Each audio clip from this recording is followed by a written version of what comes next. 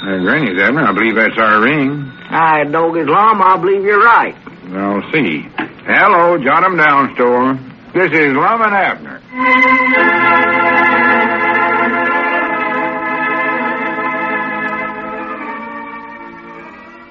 And now, let's see what's going on down in Pine Ridge. Well, everyone in Pine Ridge is still going out of his way to be honest, kind, and generous in an effort to win the $10,000 that Diogenes Smith is offering to the town's most model citizen. However, little has been seen of Diogenes lately, as he's been working late at night printing his pamphlets in the workshop, which the old fellows fixed up for him in the feed room. As we look in on the little community today, we find Abner in the jot-em-down store and library. Lum has just returned from his pamphlet delivering duties. Listen. Grannies, I'll be glad when the 3 months of this honesty contest is over. Me too. I wore a blister big as a hen's egg on my right foot, tramping all over town with these pamphlets on right living and stuff. Yeah, I seen you sort of limping when you come in just now. Yeah, and that ain't the worst of it, neither. When I get over near the schoolhouse, the young'uns follow me around and holler out stuff about me being a deliver boy. Well? It's embarrassing, that's what it is. Downright embarrassing. Yeah, well, now, I'll be proud to take over your work for you, Lum, if you want me to, and hand out the pamphlets for a while. No. Diogenes finding me to do this job, and I can't let him down. I gotta show him how helpful and trustworthy I am. Yeah, well, if you got blisters on your feet, though, Lum, why, you ought not to be out walking. No, I can handle it all right, Abner. Besides, you got enough work to do right here now. Well, when did all them get here? Huh? All them canned goods there. Oh, the truck from the wholesale house just brung them out about a half hour ago. I was just getting ready to stack them up in the shelves. Well, I'll do that as long as I'm back now. You just sit there and take it easy. Why, no, I'll do it myself, Lum. Now, you sit down and rest your feet there. No, this ain't no work for you, Abner. I'm taller and I can reach up better. It's too strenuous for you. I'll stack up the cans. No, sir, now, you got blisters on your feet, Lum. It don't matter how many blisters I got. I'm always willing to keep going and lend a helping hand to my feller man. Well, what are you talking so loud for? Oh, Diogenes can't hear you back there in the feed room, Lum. Not the way he's got that door boarded up. How you know he can't? I done asked him. Well, I'll stack up the cans anyway. He might be able to hear me. Well, now wait now, Lum. Just leave them alone. Now get away. I'll stack them. Mr. Lum, Mr. Abner. Oh, howdy, Cedric. Doggy, you sneaked in here awful quiet. Well, I have to. You see, I lost the little cap off my lantern, so now I have to walk quiet so I won't spill the cool oil out of it. Well, why don't you just stick a potato there where the cap's supposed to be? That'll keep the coal all in. No, Mom, that wouldn't look very good. Wouldn't be neat. Well, I don't see what you have to carry that lantern around for anyway, Cedric. Mr. Diogenes carries one. That's who I want to be like when I grow up. grow up? Why, you're already bigger than he is right now, Cedric. Why, sure you are. What was it you wanted when you come in, Cedric? Oh, nothing. I just dropped into... Or no, wait a minute. I was supposed to deliver a message from Mr. Diogenes. From Diogenes? Yes, Mom. He wants to see Mr. Lum about something private, he said. Oh. Something private? Granny, did you hear that, Abner? Uh-huh. Whereabouts does he want to see me, Cedric? In the feed room? His printing shop? No, Mom. Just go around to the side of the store there. He's waiting there for you, so you better hurry up, Mr. Lum. I'm practical there right now. Something private, huh? Just leave them cans, Abner. I'll stack them up as soon as I get back. No, I'll tend to it myself now. Cedric, what does Diogenes want Lum for? I don't know, sir. Oh, come on now, Cedric. Tell me. Honest, I don't know, Mr. Abner. Mr. Diogenes never told me a thing. Just said he wanted to see him. Oh, did I give my right arm to know what he's telling that Lum? Bound to be something about me's about what it is. Or maybe he wants Lum to help him run that printing press back there. That'd be worse than ever having that Lum that close to Diogenes all the time. I don't think that's what it is, Mr. Abner. I don't believe. You don't, huh?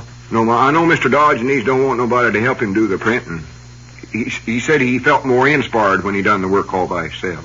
When did he say all that? Last night, long about 1 or 2 o'clock. 1 or 2? Doggis, what was you doing up at that time of the night, Cedric? Oh, me and the Macmillan boys had went out coon hunting, and we was just getting back to town. I seen a light back there in the feed room, and I got to feeling sorrowful for Mr. Diogenes having to work so long. Well, that was thoughty of you. So I went up and opened the back door to the feed room, and you know what? I nearly scared the daylights out of him. scared him. Yes, Mom, he jumped 116 feet. His face sort of turned white. Boy. Well, natural a feller'd get scared that-a-way, Cedric. You ought to knock before you open the door that-a-way. Yes, Mom. That ain't polite the way you done that, Cedric, no. No, Mom. Reckon why he has to work such long hours that-a-way, though. Well, I think I know, Cedric. I hate to admit to it, but it's all on account of me I'm feared. On account of you? Yeah. You recollect how he got mad at me for turning them IDs for pamphlets at Lum the other day and claiming them for my own? Yes, Mom, I recollect. Well, he taken that pamphlet writing job away from me, so now, natural, he has to do all the writing himself. And then he has to do the printing, too, so I reckon that just makes him stay up late of a night to do the printing. But don't you tell Lum none of this. No, Mom, I ain't going to say nothing to nobody. Lum still thinks I'm in awful good with Diogenes. He'll do about anything I ask him to do now. He figures I'll make good reports about him to Diogenes. Well, are you going to make a good report? Why, of course not. I don't make no reports of no kind. But I want to keep him thinking I do. I think it makes old Lum sort of jealous, too. Yes, Mom. Say, Mr. Abner, can you see anything on my face? On your face? Let's see. Why, no, I can't see a thing, Cedric. You ain't expecting to get the measles or nothing, are you? No, Mom. Look closer. Can't you see no whiskers? Whiskers? Oh, of course not. Just that fuzz on your chin, though. Doggone it anyway. I've rubbed 6 bottles of hair tonic on my face just so's I could grow me a beard like Mr. Diogenes and win that $10,000 prize. Well, you won't win it growing no beard, Cedric. I can tell you that right now. Yes, Mom, I believe I will. I know Mr. Diogenes says the way to win it was to be just like him, and he's got a beard, too. Well, he never meant you ought to look like him, Cedric.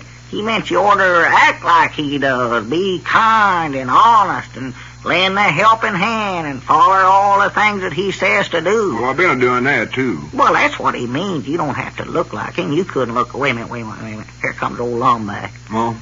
Oh. He must have got some good news. Yeah, I can tell by the way he's walking. Look at that big smile on his face. Yes, sir, he's in a good humor with himself. Oh, yeah.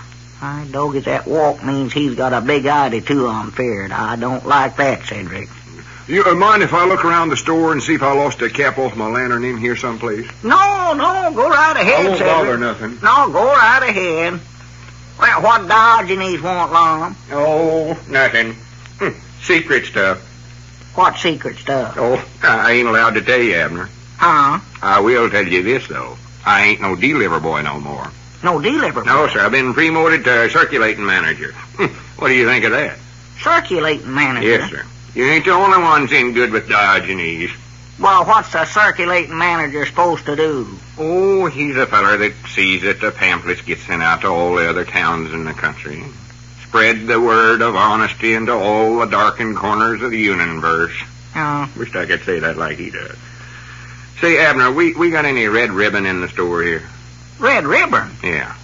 So you don't have to wear ribbons to be a circulating manager, do you? Of course not. Well, I was going to say I wouldn't want to be one of them. Well, this ain't got to be wore in my hair. I just want a little piece to put in my coat lapel, so's a feller will recognize me when I get to the county seat. What feller? I can't tell you, Abner. Secret. Huh? All I can let you know is that I'm making a secret trip to deliver a whole package of honesty pamphlets to a certain feller. But I can't tell you where I'm going. Oh. Well, where's this feller from that you're going to meet in there at the county seat? County seat? Yeah. Wait a minute. How'd you know that? Huh? Grannies, was you spying on us?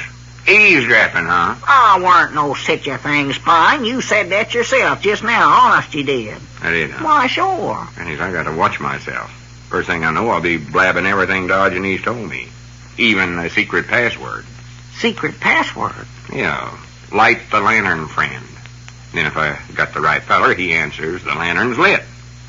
But that's something I can't tell you.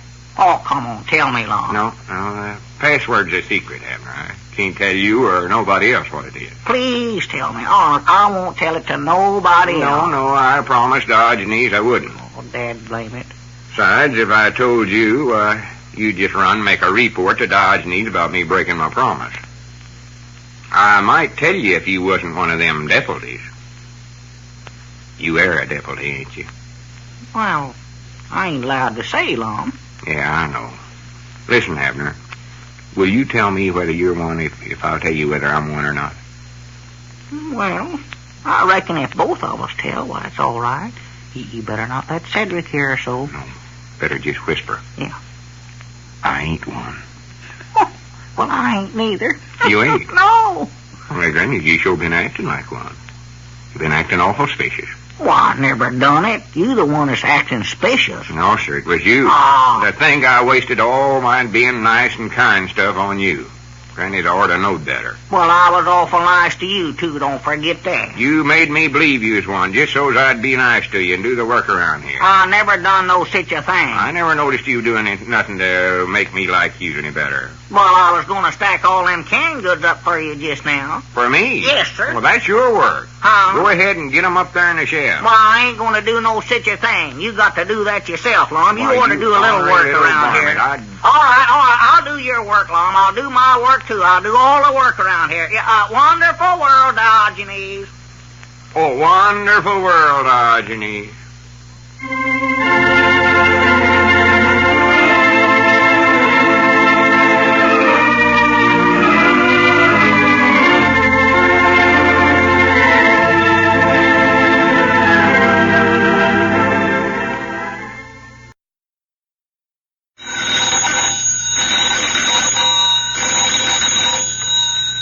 Granny's, Abner. I believe that's our ring. I dog it, Lum. I believe you're right.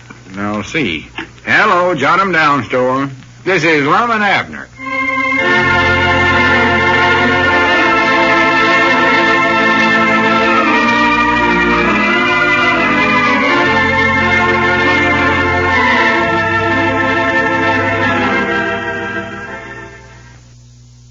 And now, let's see what's going on down in Pine Ridge. Well, Lum is pretty elated now that Diogenes Smith has promoted him to circulation manager and has given him the job of delivering bundles of Diogenes pamphlets to other towns and cities. This promotion has renewed Lum's hopes of winning the $10,000 prize being offered to Pine Ridge's most honest, kind, and generous citizen. As we look in on the little community, we find Lum in the Jot 'em Down store and library. Abner is just entering. Listen. Well, morning, Lum. Oh, morning, Abner. Come on in. Well, what you doing sitting there at the library table? You taking up reading like Grandpap? No, I was just studying how I could make this table look something like a desk. Huh? See, I want to fix me a little office here. Little office? Yeah, as long as I'm circulating manager for Diogenes now, I figure I ought to have a place to do my work. Well, what's wrong with the desk you got? Well, that's for the store business here and my justice of the peace office. Oh. I ought to have another one, make it look more important. Yeah. I got a heap of important work to do now. Yeah, well, exactly what work have you got to do, Lum? Oh, I don't know. It's important, so. Yes, huh? For one thing, I got to travel all over and take them packages of pamphlets on honesty and right living to fellers in the other towns. Uh-huh. Fact is, Diogenes said I ought to be ready to leave at most any time. Any time? Yeah, see, I got my hand satchel all packed there. Going to keep it that way all the time, too. Well, you don't need an office just to keep your hand satchel in, do you? Well, there's other work I got to do besides that. What other work? Oh, different stuff. I figure a traveling feller like me ought to have an office to leave from and to come back to anyway. Uh-huh. And then I was sort of figuring on getting me some rubber stamps so I could stamp different things on the packages I'm supposed to deliver. Well, what things you gonna stamp on them? Oh, handled with care, this side up, use no hooks, and all that stuff. No hooks, huh? Well, I'd even get one that says special delivery. That'll make me look awfully important if people on the train see me carrying packages with that stamped on them. On the train? You gotta go places on the train? Why, sure. Diogenes said no telling where he might send me. For the land's sake. I might have to go clean to Kansas City someday. That little bitty trip I made to the county seat was just sort of a trial, Diogenes said. Just wanted to see how good I could do it. Yeah, well, did you do it good enough? Why, of course I did. Once I set my head to something, I never fail. You never, huh? I'm the one Diogenes knows he can depend on now. Told me that himself. He did? Oh, yeah. Wasn't nothing to that county seat trip. I just hung around the depot and give the secret password to the feller. Light the lantern, friend. As soon as he answered, the lantern's lit, I just handed over the package of pamphlets to him. Well, Of course, I'll admit I give the password to a lot of wrong fellers first, but I'll catch on to it. yeah. Every time I'd say, light the lantern, friend, they'd look at me sort of funny like and shake their heads and walk away. Well, One feller even handed me a quarter. a quarter? Yes, sir. Well, reckon what that was for. I never did figure that out. I kept the quarter, though. Well, maybe he wanted to buy some of the pamphlets, Lum. Or, wait a minute, there comes Mousey.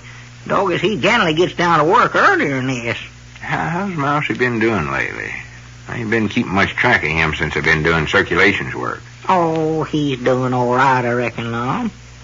He's awful conscious worker. Gets the deliveries out on time and all that. Does everything you tell him to do. I reckon he's doing all right. Good. You'll need him more than ever now that I'm going to be traveling over the country most of the time now. Oh, yeah. Yeah, morning, Mousey. Morning, Lum. Abner.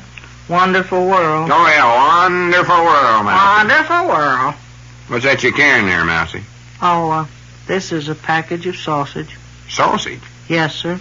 Old Mr. Delancey stopped me on the way to work this morning and said he couldn't pay his grocery bill again this month, so he wants me to turn this sausage in on the account. I would have expected that. That old tightwad, he's always turning something in on his account. I don't believe he's ever paid us no cash money, Lum, as long as he's been trading here. Mousey, you tell Mr. Delancey we ain't got no use for no sausage. Unless Abner wants to take 'em home and have Elizabeth cook 'em for supper. Well, I might. I reckon we could use 'em more. Wait a minute. Look who's coming up there. Dodging these, Lum. I granny's it is, ain't it? Yeah. I bound you he's coming to see me again. More than likely wants me to start traveling. I hope it's New York this time.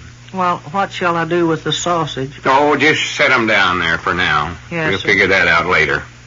Lucky thing I got my hand satchel already. Yeah. Mind out. Here he comes. Yeah, howdy, wonderful world, Diogenes. Wonderful world, my friends. Wonderful world. Ah, yes, indeed. I have an imperative commission for you to execute, Mr. Edwards. I wonder if I might have audience with you alone. He wants us to be alone, Abner. You and Mousey step outside for just a minute. Oh, well, we won't listen to nothing. Go on outside, Abner. Oh, well, all right. Come on, Mousey. Yes, sir. Dad, blame it all, I never do get in on nothing exciting around here. Yeah, what was you wanted, Diogenes? Ah, friend Lum, the faithful, the trustworthy. Are you prepared to travel?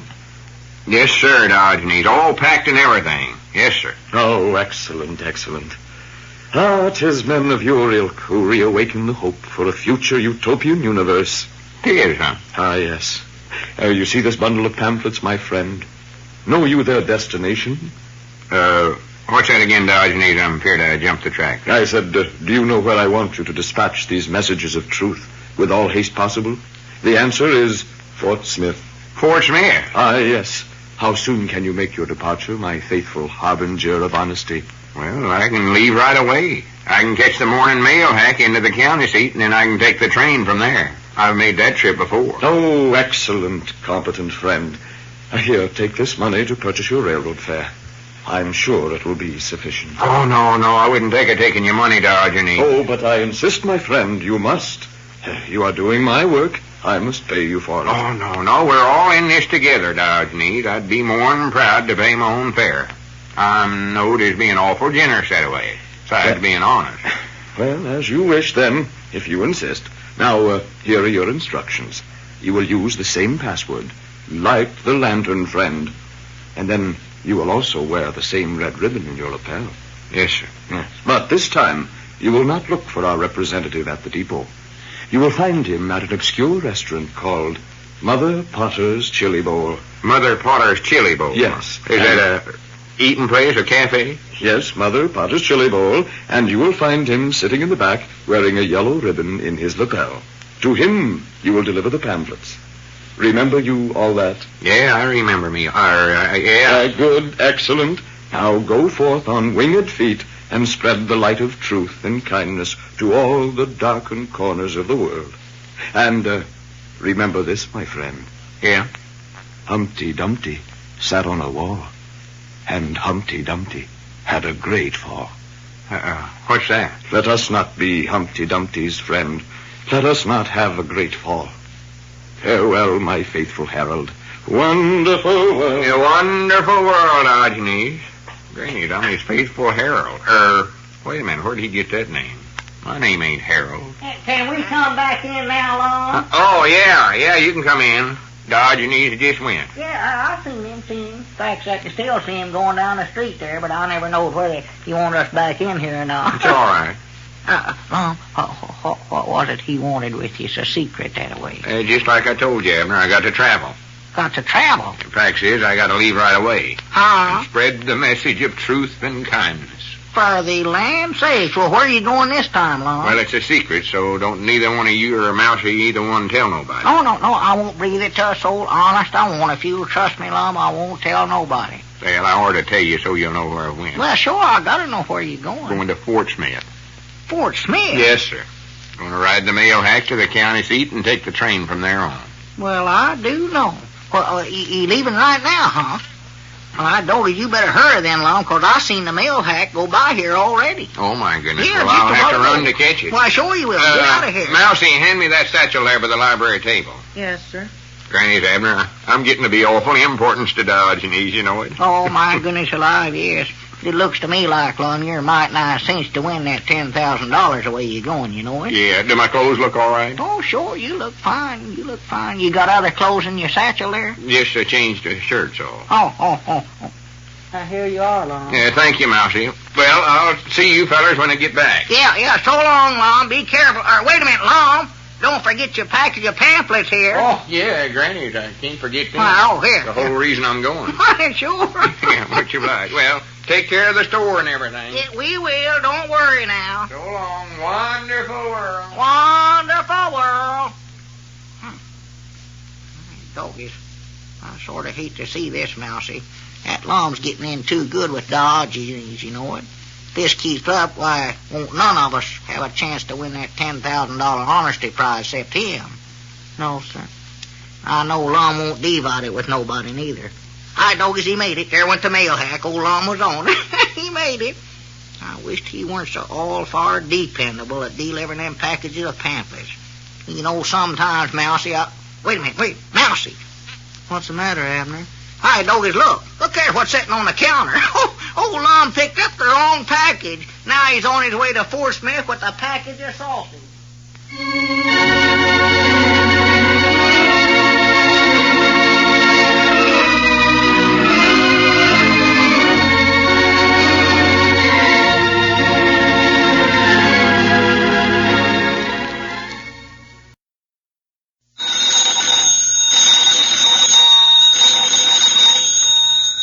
Granny's, Abner. I believe that's our ring. Hi, doggies, Lum, I believe you're right. I'll see. Hello, jot 'em down, store. This is Lum and Abner.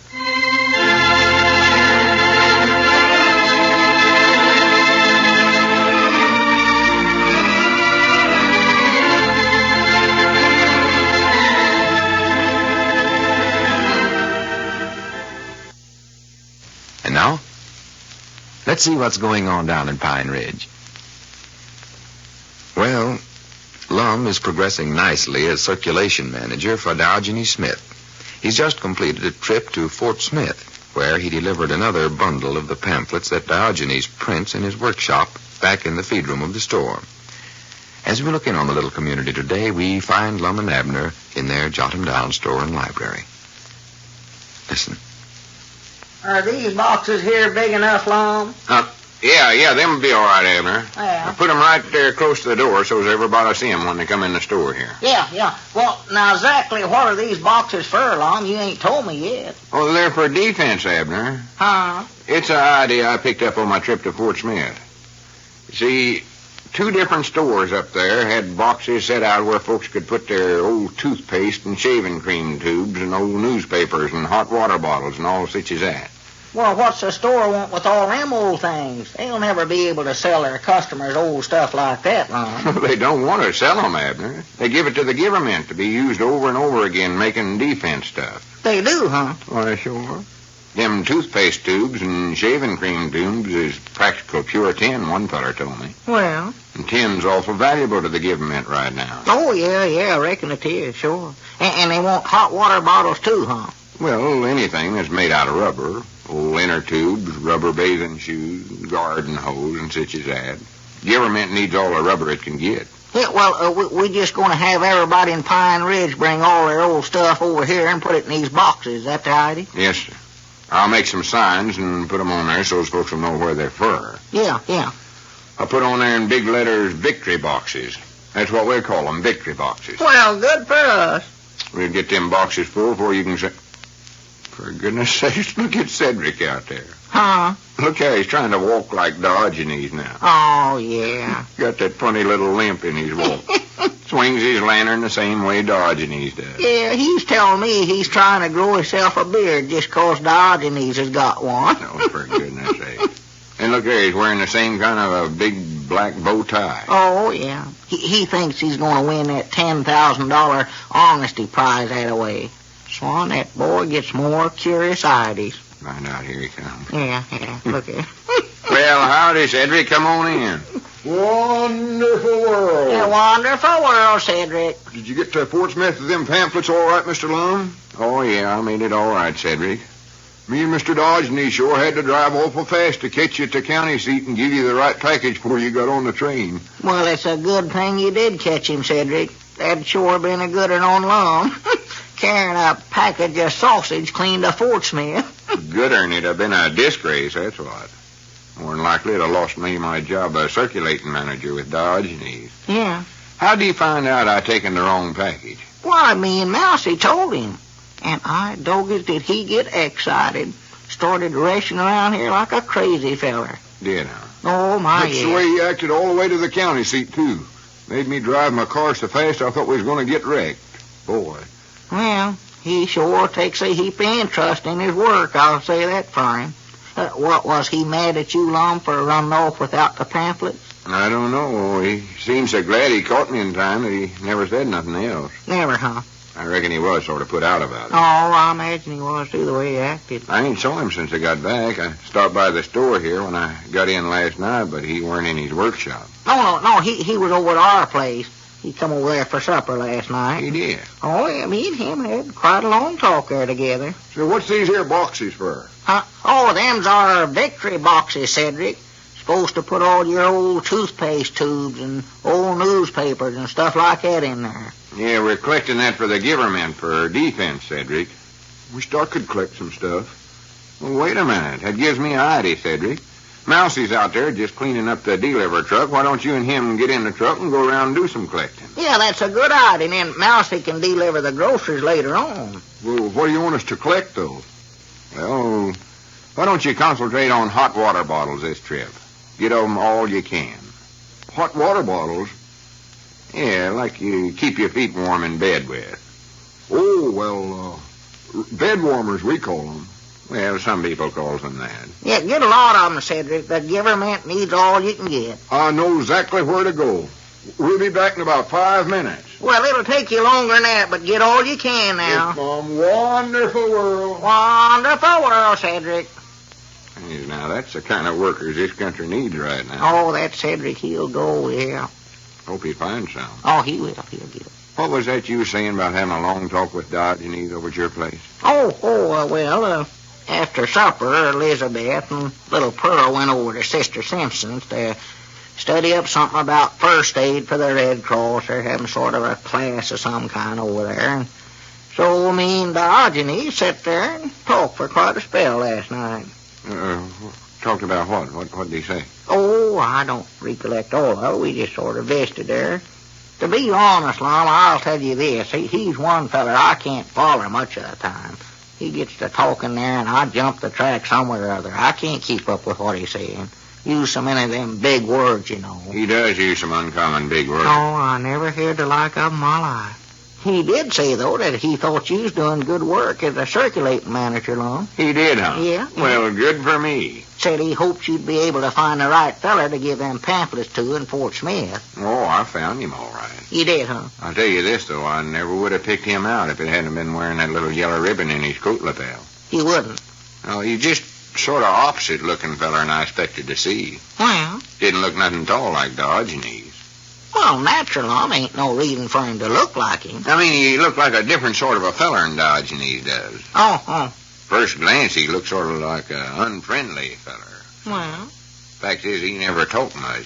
Just give the secret password and taken the pamphlets and said he'd see me later. see you later. Is he coming to Pine Ridge? Must be. Or maybe I'm going to be sent to Fort Smith again. I don't know. I think the whole truth was that he's in a big hurry. He was, huh? Maybe he had to catch a train or something. Yeah, more likely. But I knowed he was really a good man. Otherwise, he wouldn't be spending his time spreading the message of honesty and generosity for Diogenes. Oh, no, that shows right there what kind of feller he is. Yeah. Shows you can't never tell about folks, neither. Can't tell how fat a rooster is by looking at him in the face. No, you never can. A rooster. Yeah. What else did Diogenes say? Well, was that fella carrying a rooster around with him in Fort Smith? Well, of course not. Well, where did it come from, then? Where'd what come from? That rooster you was looking in the face. Oh, for goodness sakes, Abner. Was he lost, just run around by himself? That's awful dangerous in a big city like that for a rooster to be walking down the street by himself. Abner, there wasn't no rooster there, even. Well, how could you look at it if it weren't there? All I said was you couldn't tell how fat a rooster is by looking at him in the face. Oh, well, of course not. Natural, you can't do that. Have to look at his legs and feel his back and lift him sort of. I know all that, Abner. That was just an old lettered saying of mine. Now forget it. What else did Diogenes say to you? Why, Diogenes. Oh, yeah. You know, Lum, he's a culer sort of feller, you know it? What do you mean, peculiar? Well, I just asking him. I doggers, wait a minute, I know the best way to do that. Best way to do what? Why, just get some scales and weigh him, and you can tell how fat a rooster is. On to goodness, Abner. Funny you never thought of that yourself, you know it? Yeah, I'm just stupid, that's why I reckon. Well, now that we got that settled, what do you mean that Diogenes is peculiar? oh, well, we just sitting there in front of the fireplace and sort of rocking, and just to be polite, I asked him where he come from and all, you know, and he said he come from everywhere. Everywhere? Yeah, from the dew of the green fields yonder, and from the smoke of the factories in the cities, and, he named off a bunch of other silly places there. Well, them's symbolical things, Abner. You wouldn't understand them. Do you understand them? What else did he say? Well, I asked him where he's born, and he said it weren't important where a feller's born. It's what he's doing for the future was the only thing that mattered. Mm-hmm. And he went into some more of them big words, and I couldn't follow him. I'll say one thing for him, old Lum. He sure got a heap of book learning, you know it? Oh, yeah. He's an educated feller, you can tell. Oh, my, yes. More than likely went clean through the high school and college both. Wouldn't doubt it a bit. And he's traveled around a lot, too. Been to foreign countries, even.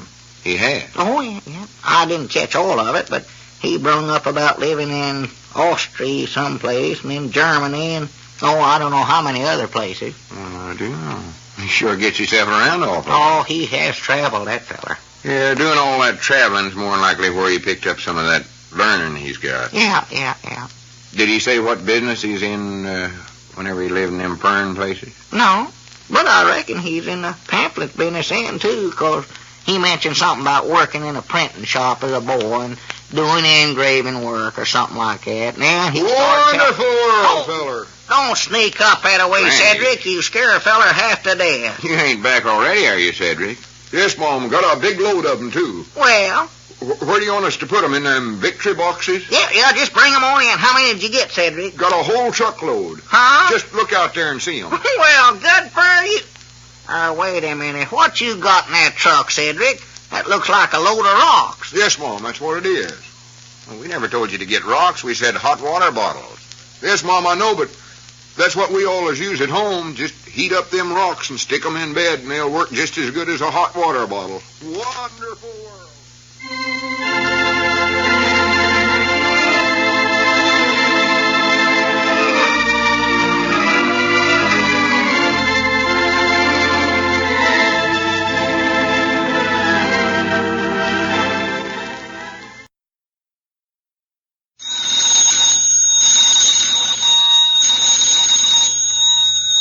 Granny's, Abner. I believe that's our ring. I dog his Lum, I believe you're right. I'll see. Hello, Jot 'em Down store. This is Lum and Abner.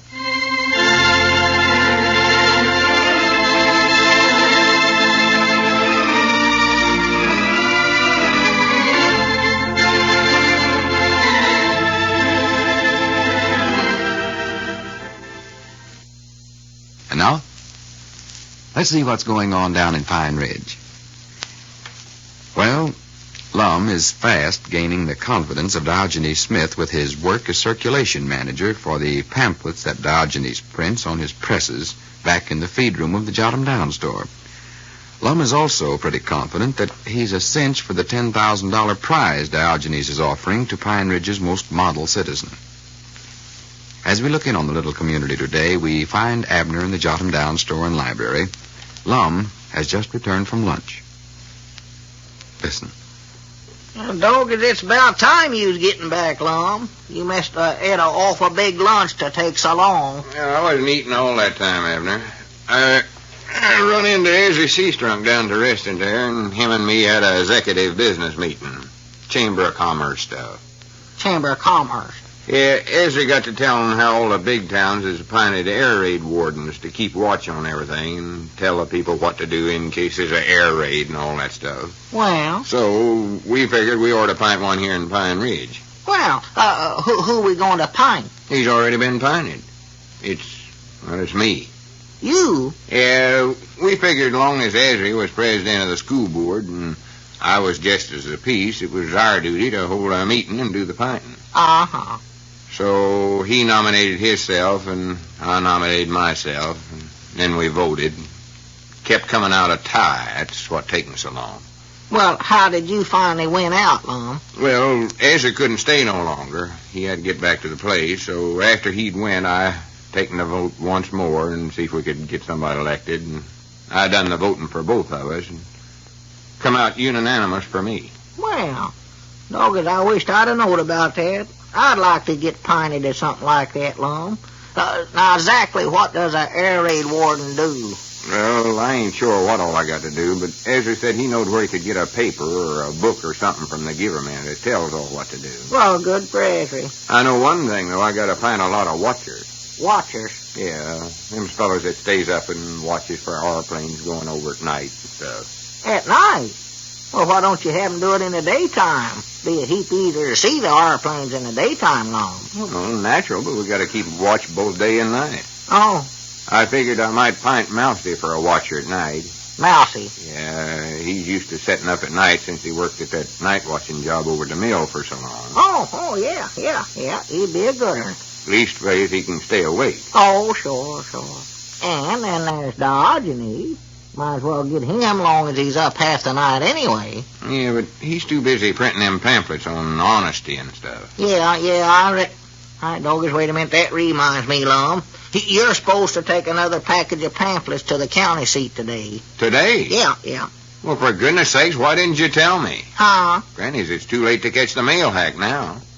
More than likely, I'll lose my job as circulation manager now. It's all on account of you. Well, now, don't get excited, Lum. Cedric's going to drive you in there. Cedric? Yeah, he'll be around about an hour to pick you up, Diogenes said. Oh, well, that's different. Well, I better be getting the pamphlets and my instructions from Diogenes. And where's he at? Back in the feed room? No, he went over to Sister Simpson's boarding house. Said he worked might nigh all night long and wanted to get a little sleep for himself. Sleep? Yeah. Well, Granny, how am I going to get my instructions and the pamphlets now? I can't leave here 2 minutes without you getting everything mixed up. Well, now, Lum, just a minute now. The package of pamphlets is sitting right there on the counter, and Diogenes told me the instructions to you. Told them to you? Yeah. Well, now, he oughtn't to do that. Them instructions is secret stuff, just betwixt him and me. What did he tell you? Well, he said you were supposed to meet the same feller at the depot that you met the other time. At the depot, huh? Yeah.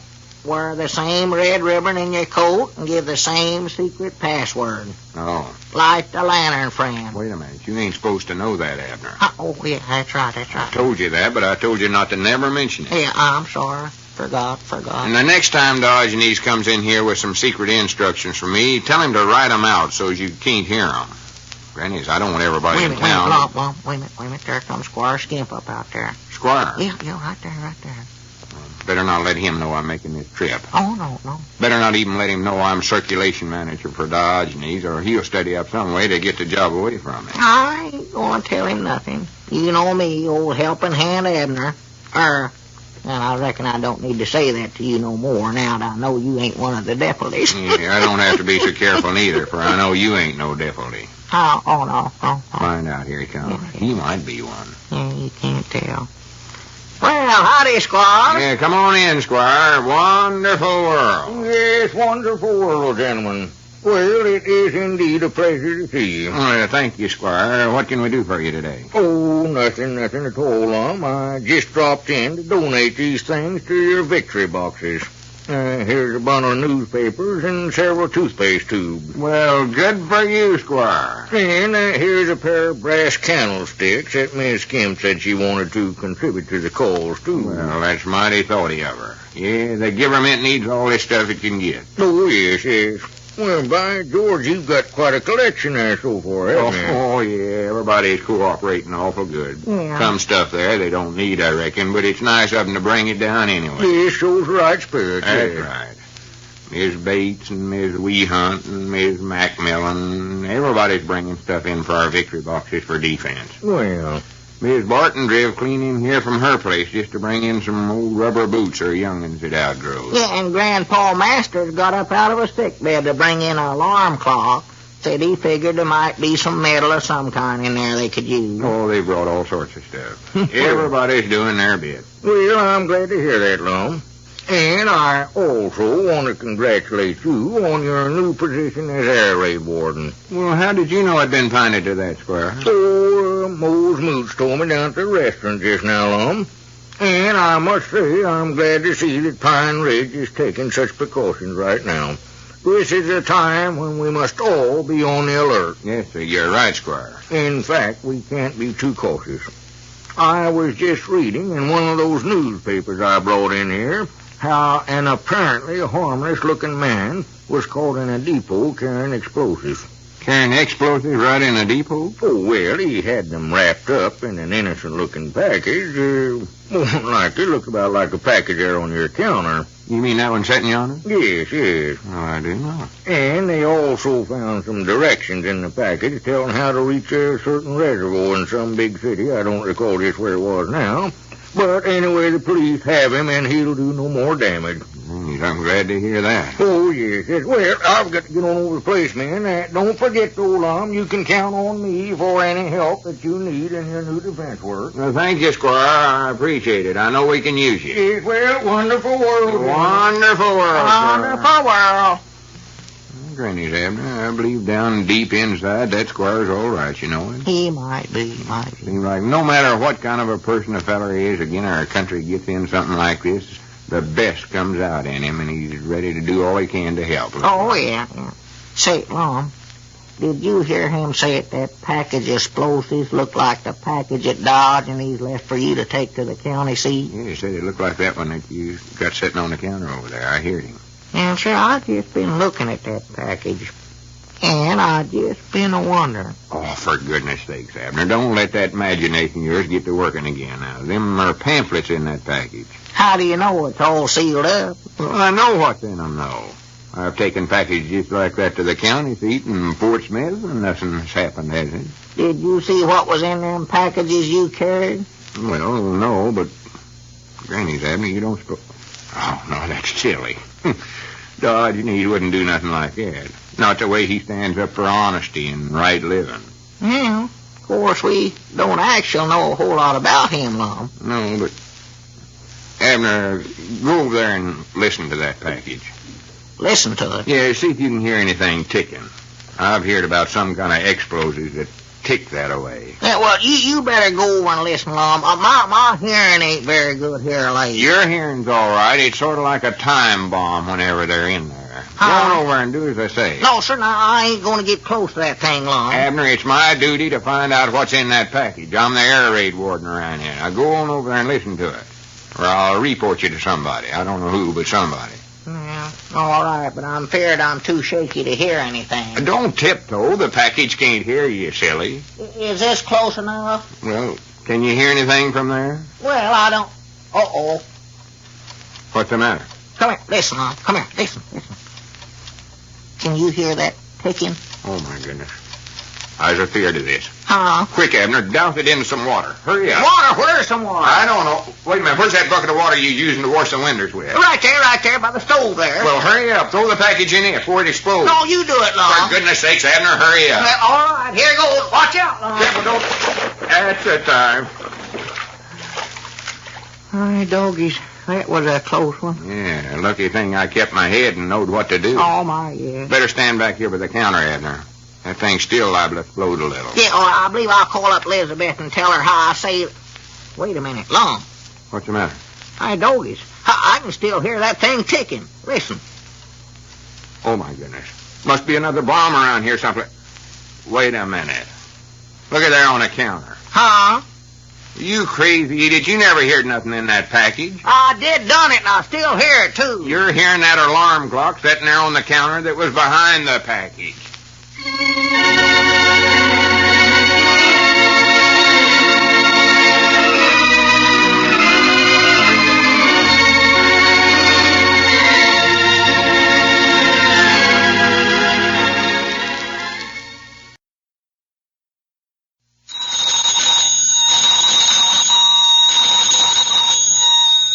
Granny's, Abner. I believe that's our ring.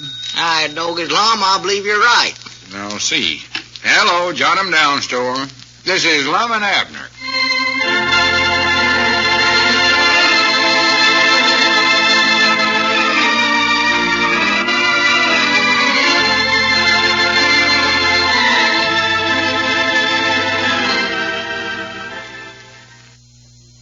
And now, let's see what's going on down in Pine Ridge.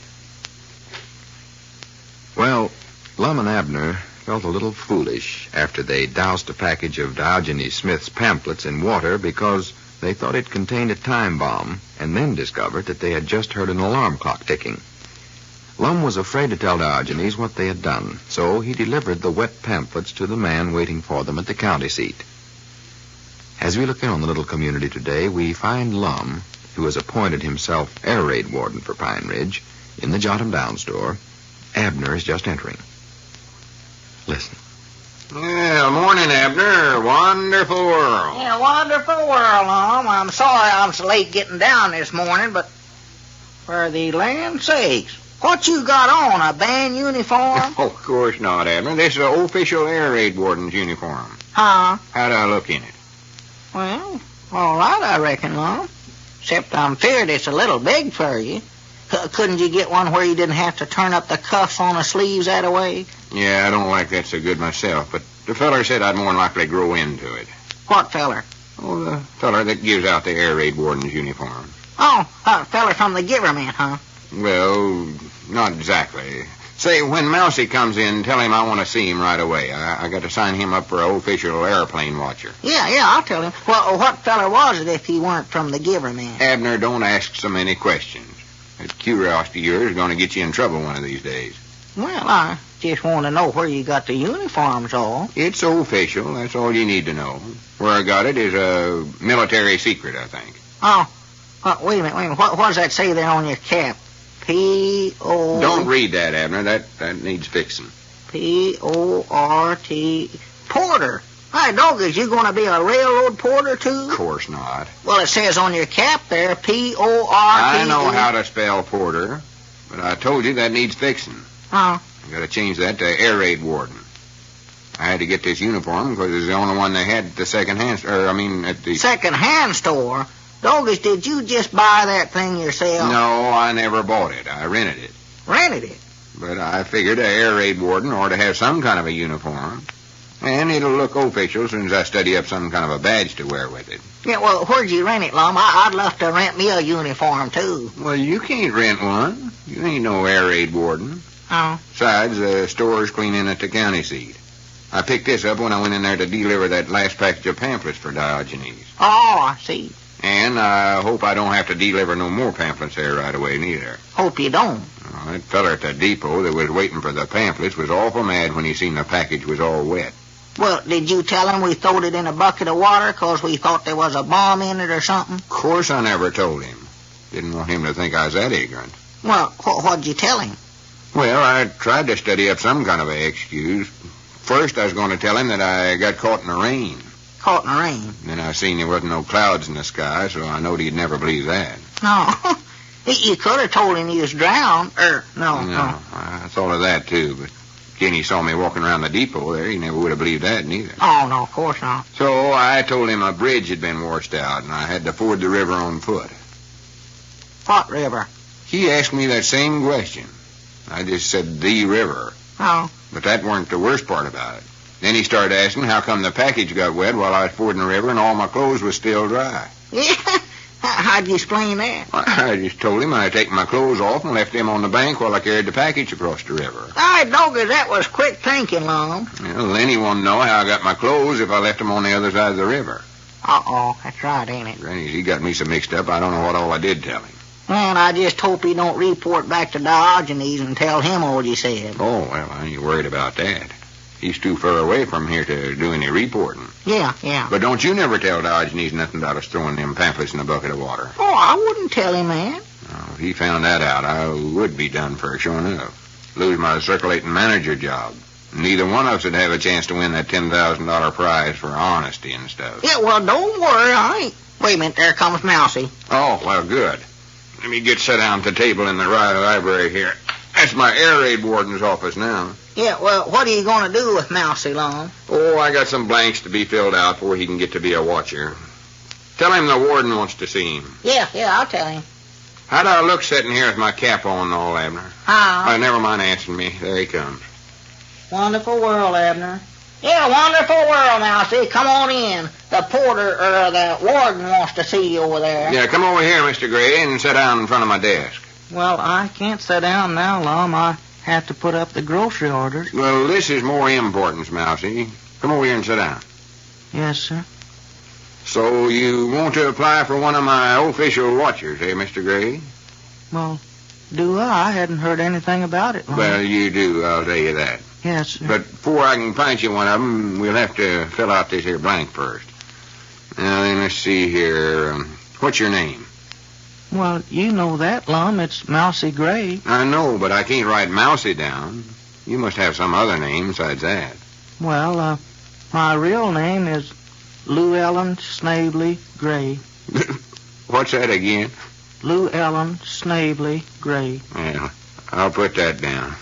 Yes, sir. L-O-O, or L-U, L-E-W.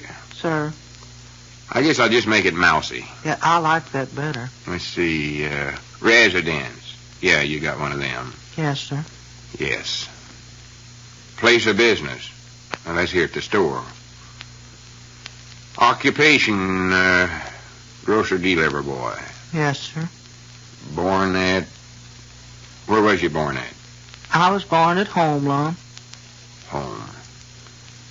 And when was that? Do you recollect? Well, I believe it was on Monday. All right. Monday. Now then, race.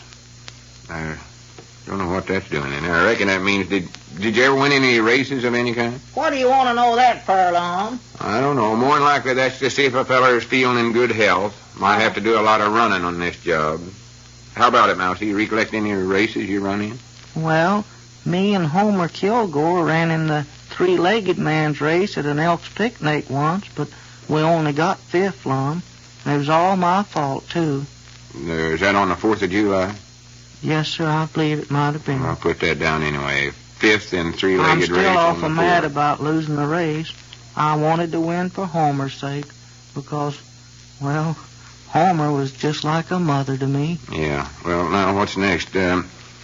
How premiums to be paid? Premiums? Wait a minute, Lum. What kind of blanket you got there? Abner, you keep out of this. Well, that sounds just like them insurance blanks that Squire Skimp's always carrying around with him. You better not sign that blank no place, Mousey. Abner, this ain't no insurance blank. Well, let me see it. Just let me take a look at I it. don't think. I doggies, that looks just like them that Squire has. All right, this is one of the Squire left in here once, but I'm just using it temporary till I get my official ones from the giver man. Oh. Come on, Mousey, let's get on with this here. Yes, sir. What diseases have you had in the last 5 years? Wait a minute, Lum. Now, what's wrong? Well, look, there comes Diogenes in the store there. Recollect now, don't let him know nothing about me taking them wet pamphlets to the county seat, or I'll be done for No, I won't say a word, not a word, mind that. Ah, wonderful world, friends. Wonderful world, Diogenes. Wonderful world. Ah, Mr. Edwards, my staunch and steadfast harbinger of the mighty message of truth, I have for you another mission. Oh, I beg your pardon. Am I intruding upon some private conference? Oh, no. I was just pointing Mousey here as one of my official watchers for air raid duty. Yes, sir. Facts is, I'm going to start him out tonight. He's going to be on guard duty all night long. Tonight, you say? Yeah, that's right, tonight. Well, I'm afraid that's putting too much of a burden on so young and frail a lad. Why not let me volunteer my services and let this old weather-worn frame of mine stand sentinel for tonight? No, I wouldn't think of letting you do that, Dodge. No, but I insist. With my lantern as friend and comrade, I shall keep a faithful watch during the black and silent hours of night. Oh, no, Diogenes. You got all them pamphlets to print during the night. That's more than enough work for one feller right there. No, tut. We must learn to divide ourselves up and serve in dual roles. I shall stand guard tonight, my friend. No, I can't let you do that now, Diogenes, and I know Mousey wouldn't let you neither. Would you, Mousey? Well, if he really wants See there, to... Mousey wouldn't let you do it neither. So you just take it easy, Diogenes, and leave all this work to me. To a feller like me that's always wanting to lend a helping hand. Paddle. Well, as you wish, Mr. Edwards. But perhaps I can serve in some small way by spelling Mousey off for an hour or so during the night. Yeah, you do that, I reckon. But don't put yourself out none, Diogenes. No, I shan't. I've forgotten my real purpose in this visit. Mr. Edwards, my loyal envoy of the wondrous words of truth and kindness, I enjoin you to dispatch the printed words of honesty once again to our faithful representative at the county seat. At the county seat? Yes. Your last journey there was carried out with no difficulties nor irregularities, was it not? Why, yeah. Yeah, everything was fine. Wonderful.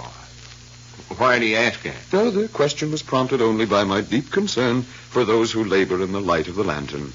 Now, here, my friend, are the packages you must dispatch to their destination. You will notice there are 2 packages for your journey this time. A small one and a large one.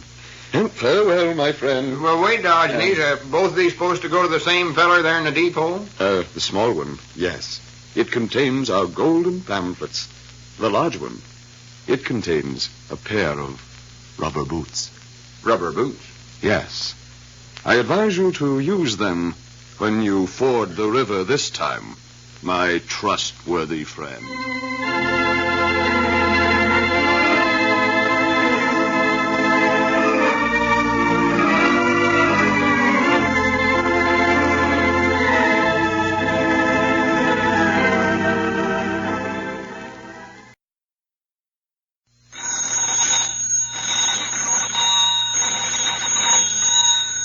Granny's, Abner. I believe that's our ring. Aye, doggies, Lum, I believe you're right.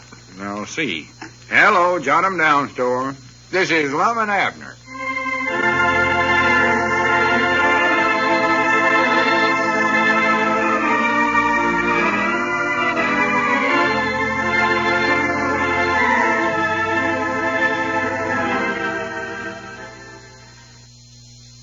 And now, let's see what's going on down in Pine Ridge. Well, Lum is a little worried over the fact that Diogenes Smith found out he had ruined the package of pamphlets he was supposed to deliver to the man at the county seat. However, his worries are somewhat overshadowed by his new activities as air raid warden.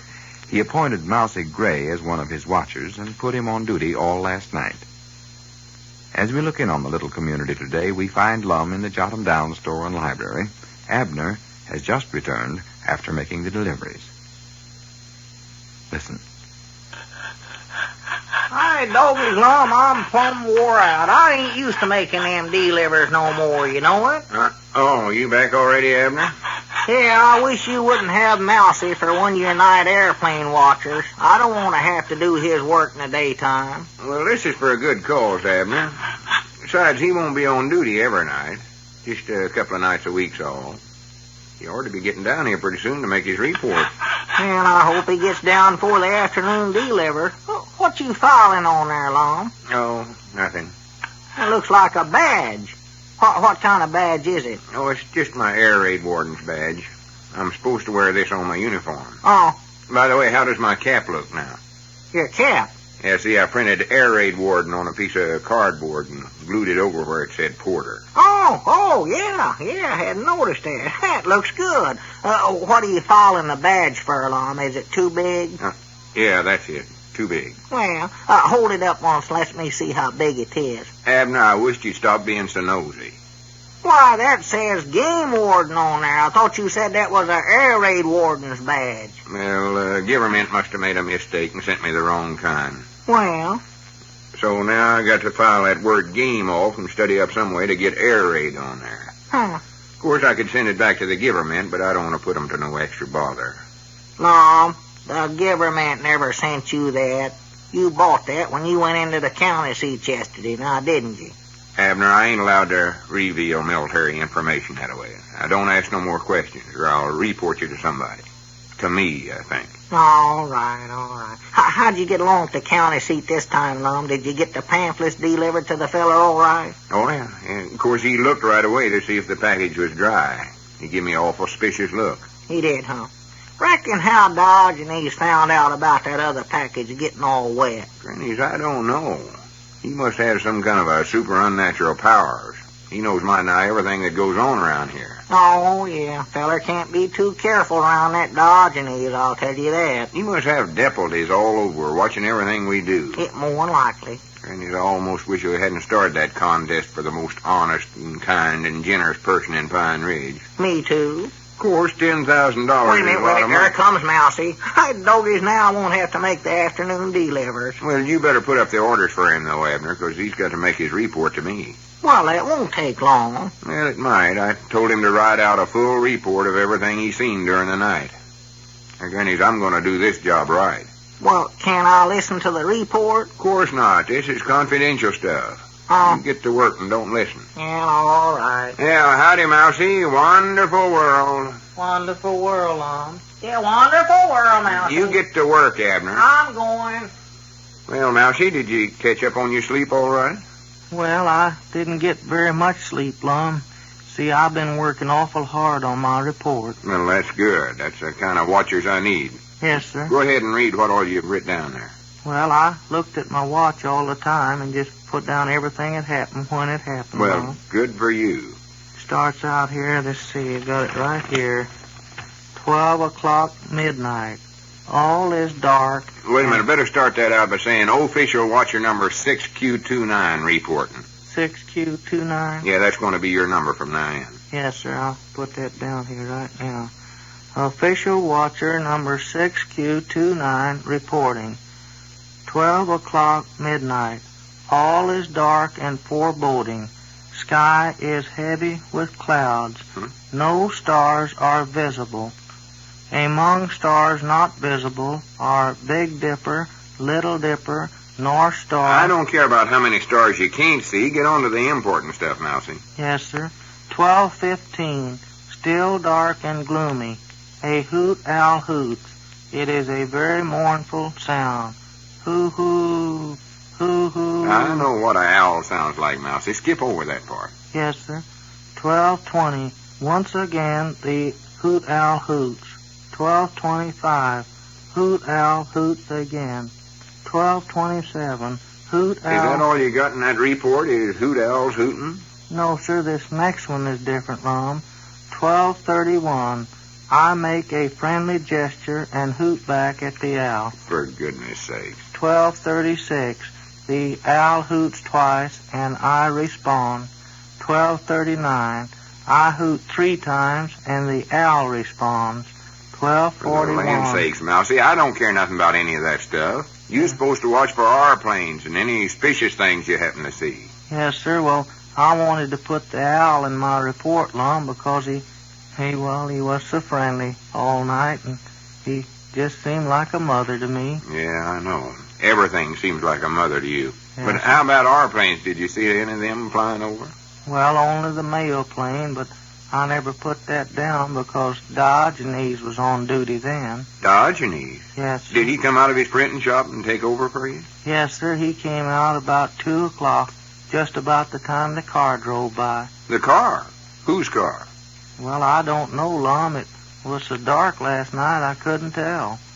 All I know was that Diogenes waved his lantern at the car. He said he always waved his lantern at strangers in the night because it was a beacon of friendship, he said. Yeah, it sounds like him, all right. All us doing something for others. Yes, sir. Did the car stop? No, sir. Not then. What do you mean, not then? Well, after it had gone past, why, Diogenes said that I should go home and get some hot coffee and warm myself up while he stood guard for me. That's awful thoughty of him. So I went home, but I didn't want to wake Gussie up by making a lot of noise in the kitchen, and I just turned around and walked back. And that's when I saw the car again. Or at least I figured it was the same car. Well, had it stopped somewhere then? Yes, sir, right here in front of the Jot 'em Down store. Diogenes was talking to the driver. Oh, more than likely telling him about the lantern of friendship and all. Yes, Could you sir. see who the driver was?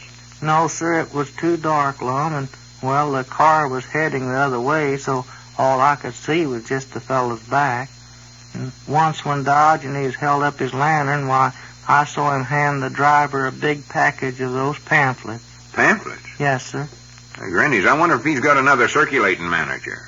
More than likely somebody trying to get my job. What else did you see? Well, I'm not sure, Lum, but it looked like the driver got out his billfold and handed Diogenes a lot of money. Money? Yes, sir. For goodness sakes.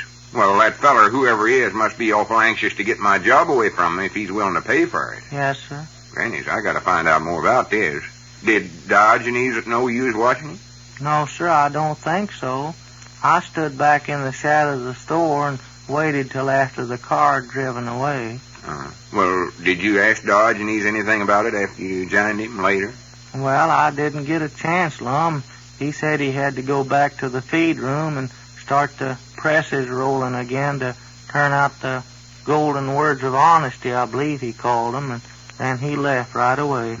About what time was that? Well, let's see, I've got it right here. That was 2:29 a.m. And then at 2:31 a.m., the owl hooted twice, and I responded. At 2:37... Mousey, forget that hoot owl stuff. This other might be serious. Yes, sir. We should have got a look at the feller driving the car. Was he big or little or what? Well, I don't know, Lum. It was awful dark. All I was able to get was just the license number on the car. The license? Yes, sir. Well, good. That's the best thing you could have got, Mousey. Good for you. What was the number? Well, let's see. I wrote it down here. It was an Arkansas number. Here it is. X96ZOO. Arkansas, huh? Hi, Doggy, that number could belong to somebody right here in Pine Ridge, Lum. Abner, you ain't supposed to be listening to this report. Oh, yeah, I forgot. Reckon whose license number that is? I don't know. Well, now, if that number don't belong to somebody in town here, it at least has to be right here in this county. Granny's, Abner, there's something curious going on around here, and I wished I knowed what it was. Huh? If I didn't know Diogenes was such a right living feller, I might suspicion him of something. I don't know what, though. Well, it does look sort of funny, don't it? Yeah. I can understand how some snake in the weeds would try to pay Diogenes to get the circulating manager job, because that sort of gives you the inside track on winning the $10,000 prize. Sure. But what I can't understand is why Diogenes would take the money. He's rich. He don't need it. Why, no. Fact is, I even recollect him saying that he never liked money. Wait a minute. There comes Cedric. Huh? Hi, Doggies, he's just the feller you want to see, too, Lum. What do you mean I want to see him? Why, that Cedric knows every license number of every car in town by heart. He sits down there at that gasoline station for hours at a time, memorizing them. Yeah, that's right, ain't it? Why, sure. Right, Doggies, maybe we'll find out something. Well, howdy, Cedric. Come on in. Wonderful world. Yeah, wonderful world, Cedric. Say, Cedric, whose license number is, what's that number, Lum? Mousey's got it wrote down there. What is it, Mousey? It's, X96ZOO. Oh, that's easy. That's mine.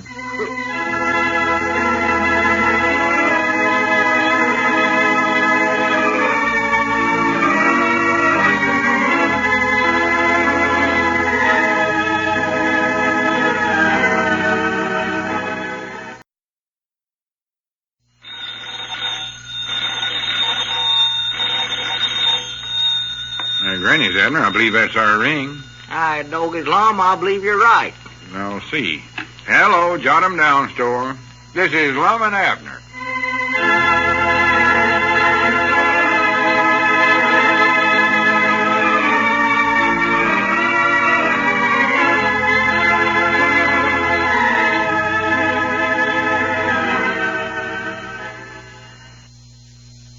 And now, let's see what's going on down in Pine Ridge.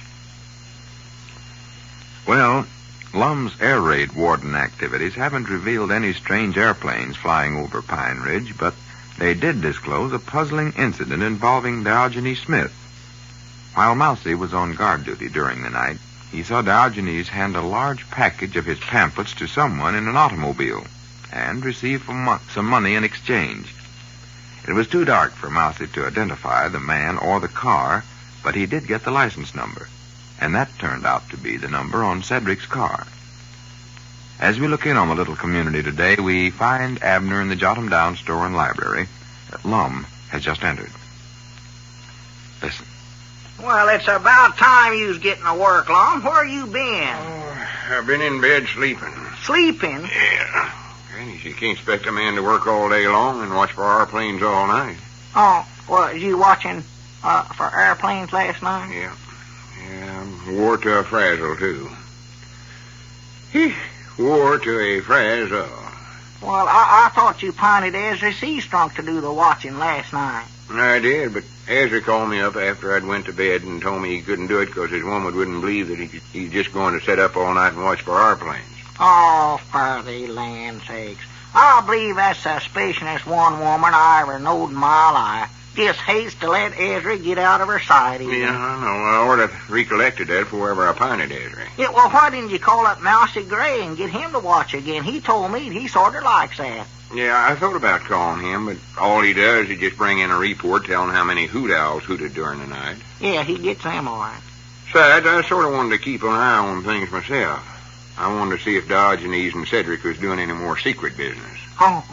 Did you find out anything? No, nothing happened. Diogenes never done any printing in his workshop last night even. He never? No. All that happened was that the mail plane went over at the regular time, and that hoot owl kept hooting at me all night long. That bird gets on my nerves. Well, Mousey said he liked it, said it's just like a mother to him, he said. No. I think he must be suffering from one of them mother complexes I've heard about. But that don't solve the mystery about Cedric. No. Did you trail him after you closed up the store like I told you to? Yeah, I trailed him a little. Did you wear that disguise so he wouldn't recognize you? Yeah, I put on that black mustache and followed him clean from Frank Foster's gasoline station plumb over to his place. Then I hid behind a tree and watched the house there for a while. Yeah. Then what happened? Well, Cedric come out again, and this time, he had on a black mustache, too. That one he got with his junior detective set, and he said he'd follow me for a while. For goodness sake. So we took turns following one another, and I got hungry and went home for supper. Elizabeth was awful mad at me for getting home so late. Fine detective you make, that's all I gotta say. You didn't find out a single suspicious thing about Cedric. Well, Lum, I don't see why we got to go through all this silly stuff. Why don't we just come right out flat-footed and ask Cedric what he was doing talking to Diogenes at 2 o'clock in the morning like Mousey said he was? Well, we can't do that, Abner. Cedric's one of them deputies. One of the deputies? I'm sure of that now that he's been holding these secret meetings with Diogenes. Oh. If we start asking Cedric a lot of questions, he'll report everything direct to Diogenes. Sure. And then we wouldn't never stand no chance of winning his $10,000 honesty prize. No. Of course, Diogenes will find out we're trailing Cedric anyway, Lum. That feller even knows what you're thinking about, I believe. He does appear to know might know everything. Oh, beats anything I ever seen. You know, Abner, I wouldn't want him to hear me say this, because I know he's a good man and all, but lately he sort of gives me the creeps when he looks me straight in the eye. Well, sir, he does me too, Lum. Does he, sure enough? Oh, yeah. I still think we ought to just ask Cedric what he's doing the other night. Maybe he was just getting back from coon hunting or something like that. Yeah, but why would Diogenes be giving him them packages of pamphlets? Yeah, that's right, ain't it? Well, maybe it weren't even Cedric. Mousey never actually seen who was in the car. He wrote down the license number, and it was Cedric's license, wasn't it? Oh, yeah, I forgot about that. Geez, Yeah. I can't understand it. Cedric don't seem smart enough to be studying up ways to get my circulating manager job away from me. No. And I know he ain't smart enough to pay out money to try to get it. Well, maybe the money was for something else, Lum. Maybe he just won them pamphlets, so he just buying them from Diogenes. Well, why would he want to buy something he can get for nothing? Diogenes gives them things away. Yeah, well, you know, Cedric, he don't know no better than to pay for 'em all. No, that ain't it, Abner. I know that an honest fellow like Diogenes wouldn't take advantage of Cedric that way. No. No, sir, there's something else at the bottom of all this. Something curious. Well, I think the thing to do is just to ask Cedric. I believe that's the best way for us to get out of it. You do? Yes, sir, I do. Well, maybe you're right after all. We could sort of ask some subtle questions so he wouldn't know exactly what we was getting at. Well, sure. You want me to try to get him on the phone? I reckon so. Yeah, call him. Better call over to the blacksmith shop. I don't think he'd be home this time of day. Blacksmith shop. What's that ring over there, Lum? I forget. It's wrote down there by the phone. Oh, yeah, here it is, blacksmith shop. Tell Cedric he left something over here. Left something? Yeah, make up something. His lantern. Or no, he's more than likely got that with him. Oh, yeah, he don't go no place without that lantern. Just tell him that we want to see him about something important. Yeah, I'll tell. Wait a minute. Hello, Caleb? Yeah, this is Abner Peabody. Wonderful world, Caleb. Excuse me. Oh, tolerably. Caleb, will you tell Cedric we want to see him about something important? He ain't. Whereabouts is he at? Uh-huh. Oh. Well, if he comes in, well, tell him to drop over the store as soon as he can. All right, Caleb, thank you. Goodbye, wonderful world. He ain't there, huh? No, Caleb ain't seen him all day. Said he might be over at Luke Spears' restaurant. Yeah? More than likely that's about where he's at. Spends most of his time over there playing that pinball machine. Oh, well. Try the restaurant one. Yeah, I'm just looking for their ring. Yeah, here it is. Luke was telling me that long as Cedric's been playing that machine over there, he ain't never won on it once, even. Well? Snaps that little handle so hard he tilts the machine right now every time. Hello, Luke? This is Abner Peabody. Say, Luke, huh? Oh, wonderful world, Luke. Luke, is Cedric over there? Have you saw him any place today? That's funny. Ask him to look across the street and see if he can see him sitting in the gas station, Abner. Can you see him sitting over at the gas station, Luke? Can you see him? He's looking now. Huh? Huh? Hey, huh? Well, if you see him, Luke, why, tell him to come over to the store. Now, if you see anybody has saw him or knows where he's at, well, tell them to tell Cedric to tell them where he's at so that he can tell... what am I trying to say? Better hang up, Abner. You're getting yourself mixed up. Yeah, well, you know what I mean, Luke. All right. Wonderful world. That's funny. Nobody saw Cedric today. Yeah, he's always at one of them places. How about you? I know where he's at. Where? He's just about making a trip to Little Rock or Fort Smith, or maybe even Kansas City. Kansas City? Yes, sir. That's where Diogenes said he might send me someday when I used to be circulating manager for him. Used to be. Ain't you still circulating manager? Don't look very much like it. Not with Cedric traipsing off to Kansas City. Doggy, that's right, yeah. I hope that Cedric don't get lost up there. That Kansas City's awful big place for a boy like him to be running around by himself. It'll serve him right if he does. I just can't understand Cedric doing an underhanded thing like this to me. He always seemed like such a good boy. Yeah. Always give some of his money to his mama and all such as that. Here he is stealing my job right out from behind my back, and I'm looking at him all the time. Yeah. Granny's, I'm going to have a talk with that snake in the weeds. Just wait till he gets back from Kansas City. That is, if he ever does get back. Well, sir, it's just hard to believe that about Cedric, Lum. I reckon what he ever done a thing like this for. Oh, it's plain enough to me. It's just like that old lettered saying of mine, money's the roots of all evil. Money in the roots?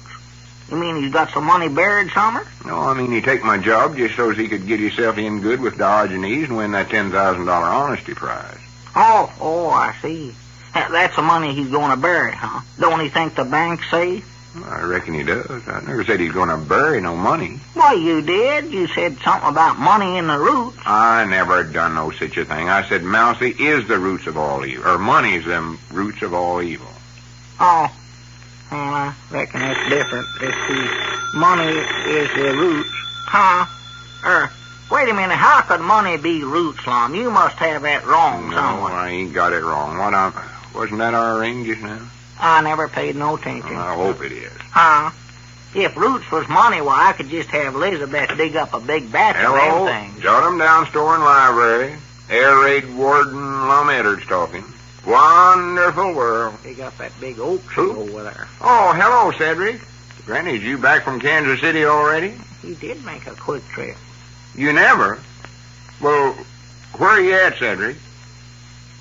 Well, for goodness sake. Well, of course, we'll come right over and help you.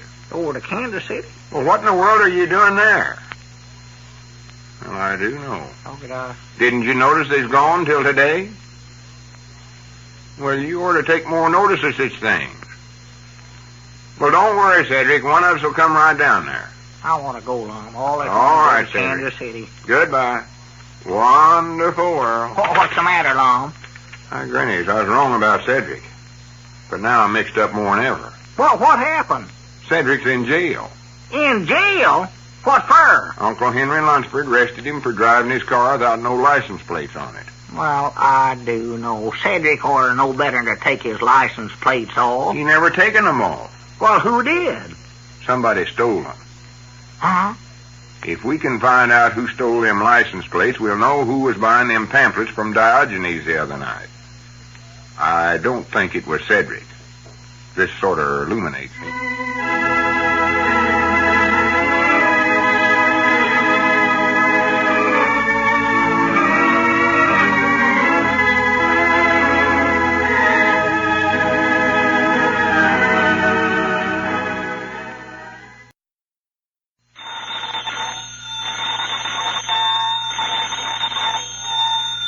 Granny's, Abner, I believe that's our ring. I dog his Lum, I believe you're right. I'll see. Hello, jot 'em down, store. This is Lum and Abner.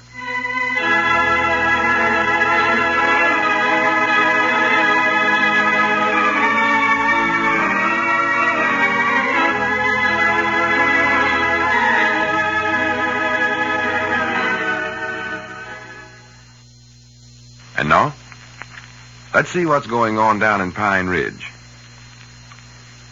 Well, the mystery of Cedric's missing license plates is still unsolved.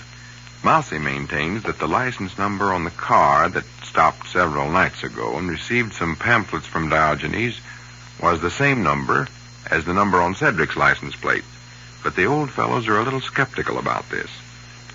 As we look in on the little community today, we find Mousey, who was on duty watching for airplanes during the night, about to give his report to Lum, the self-appointed air raid warden for Pine Ridge. Listen. All right, Mousey. Official watcher number 6Q29B reporting. All right, proceed. Proceed, 6Q29B. 12 o'clock midnight. Tree toads join in joyous tumult. 12:21. I defect a flight overhead. Oh, my goodness. A flight of our planes? No, sir. Chicken hawk, Lum. 12:37. My friend the hoot owl hoots twice. Hoo-hoo. Hoo-hoo. Oh, for goodness sakes, Mousey. I told you once to leave out that hoot owl stuff. I don't care how many times he hoots. Yes, What sir. you're supposed to be looking for is our planes. Well, I never see any except the mail plane, Lum. Well, don't put down nothing in your report then. No, sir, but last night I got worried about the owl because at 1:17.5 he went hoo instead of hoo-hoo. Do you think he's sick? I don't know, and I don't care. I think you better just tear up that report, Mousey. I don't want to hear no more of it. Well, don't you even want to hear about Diogenes? Diogenes? Yes, sir. Did he come out of his printing shop and spell you off again during your watch? Yes, sir, about 2 o'clock, so I went down to Bates' sawmill to have a cup of coffee with the night watchman, and while I was down there, I saw that same car drive by with Cedric's license plates on it again. Now, wait a minute, Mousey. How could you tell what the license plates was while the car was driving by? Well, it had to almost stop down there where those bad holes are in the road, Lum. I don't know, Moy. I'm feared you're having hallucinations at night. Don't forget there's 1,000 or 100 other Arkansas license plates beside Cedric's, even if his are missing. Well, anyway, I started up towards the store, and in the distance I could see Diogenes' lantern waving, and the car stopped here.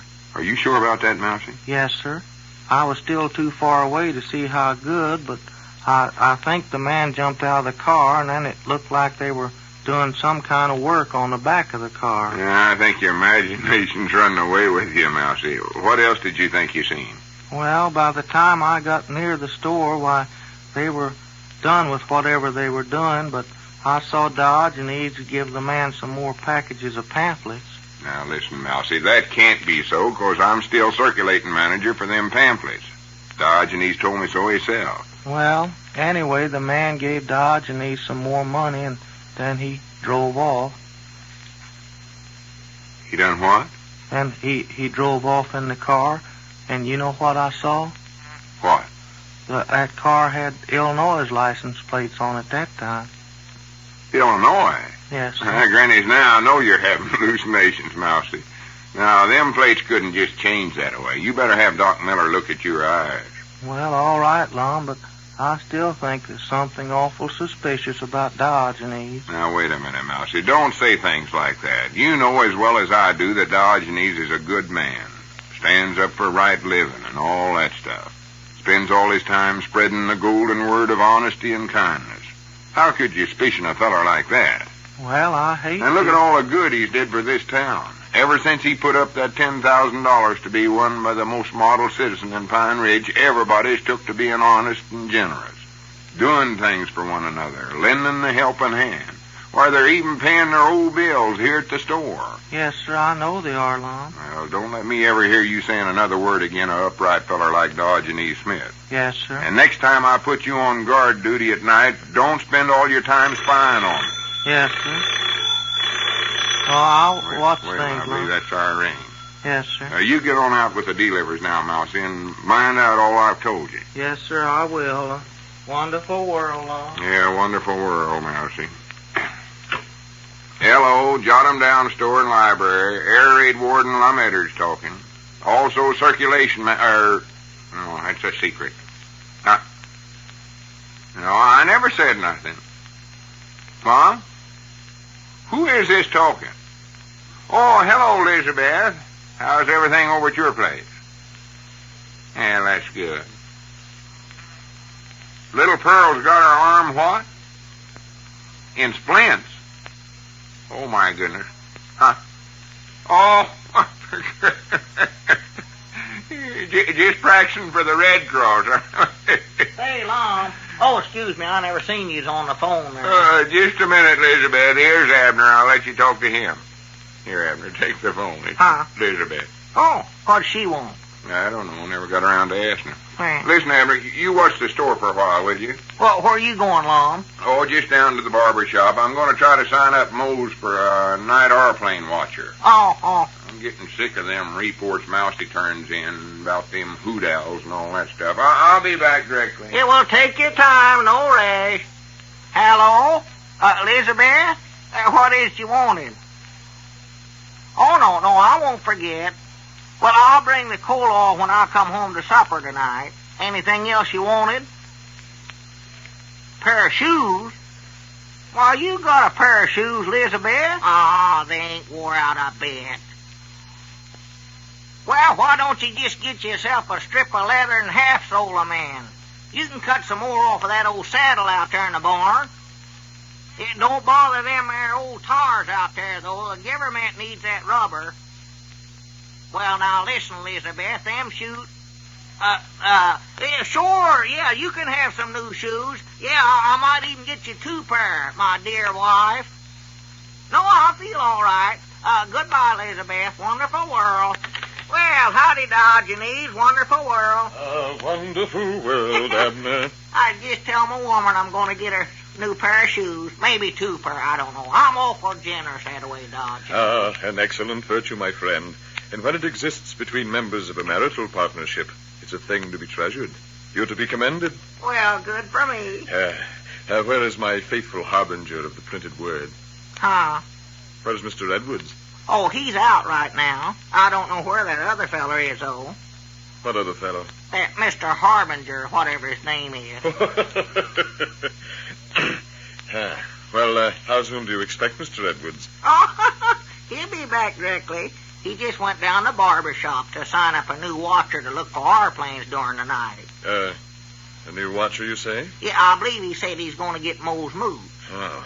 I wonder if a younger man than Mr. Moots wouldn't be more alert and effective sentinel. I personally feel that young Mousey Gray is doing a most excellent job as scout of the skies during the nocturnal hours. Well, all Mousey does is bring in reports on how many times a hoot owl hoots and how many times he hoots back at the owl and all such as that. Well, that reveals right there that the lad Mousey's a most careful and conscientious observer. A sentry who allows not even the minutest event to go unnoticed. Well, I think you do well, Abner, to urge Mr. Edwards to allow Mousey to continue in this capacity. yeah, well, I'll tell him. Of course, as long as Mousey has to work in the daytime, I'm afraid he gets awful sleepy being up all night, too. Ah, true indeed. But I shall continue to take over for the lad an hour or 2 each night to allow him to obtain rest and sustenance. I've been only too happy to lend him my services on previous nights. Did you take over for him again last night? For a brief period, yes. Well, did you see any airplanes or anything? No, not a thing. Not a person passed by. Not even a car while I was on watch. Well, must get awful lonesome not seeing nobody that way, Dodge. No. I have my lantern to keep me company, to give me warmth and strength. And then, too, I have friendly folk of the constellations. The constellation? Yes, the star-studded formations that illuminate the skies. I find much comfort in gazing skyward at old stalwart Ursa Major. Ursa Major? Yes, the great bear. Bear? You mean you seen a bear up in the sky? Ah, yes, standing there so proudly, along with his less prominent companion, Ursa Minor, the little bear. Was he up there, too? Naturally. Well, Where else could the constellations be but in the skies? Surely you are familiar with them, are you not? well, I've heard a story about 3 bears, but they weren't up in no sky. You sure you just didn't see that hoot owl flying over? Hoot owl? No, I don't believe there's any constellation representing an owl, unless it's the new one recently discovered by astronomers. All I could discern in the skies were Leo the lion, Taurus the bull, Capricornus the goat.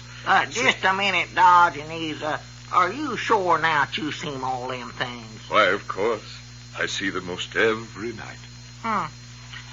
Do you feel all right when you're walking around at night that way by yourself? Oh, why, certainly. I feel excellent. The fresh night air is most invigorating. Yeah. Well, you more likely know what you're talking about, I reckon. I never seen no goat with wings, I know that. Wonderful. Oh, howdy, Cedric. I wish you'd quit sneaking up that way. I'm sorry. I reckon I'm just sort of in the habit of sneaking around since I've been doing detective work. Detective work, you say, Cedric? Yes, Mom. I've been wearing disguises and stuff, trying to track down whoever stole my license plates. Well, were your license plates stolen, Cedric, my lad? Well, I don't know now whether there was or not. I don't know what to think now. What do you mean, Cedric? Well, this morning when I went out to the garage to take some fingerprints, guess what? Huh? My license plates was back on the car again. Back on there? Yes, Mom. Well, I do know, and I reckon how they got back home. I don't know. Well, it sounds to me, Cedric, as though you'd been the victim of some boyish prank. Yeah, that's just about what happened, Cedric. Some youngin's been pranking you. Yes, Mom, I reckon so. It's a gooder than me. Oh, yeah. Anyway, I got them back. That's all I care about. Sure. Wonderful world. Wonderful world. A wonderful world.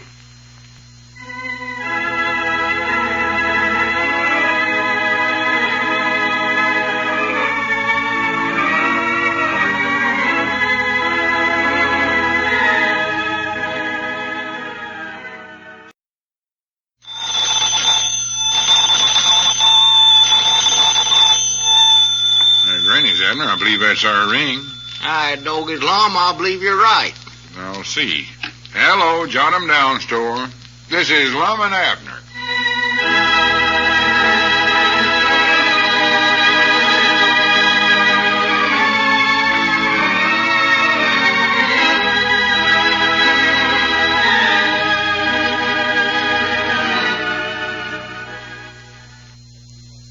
And now, let's see what's going on down in Pine Ridge.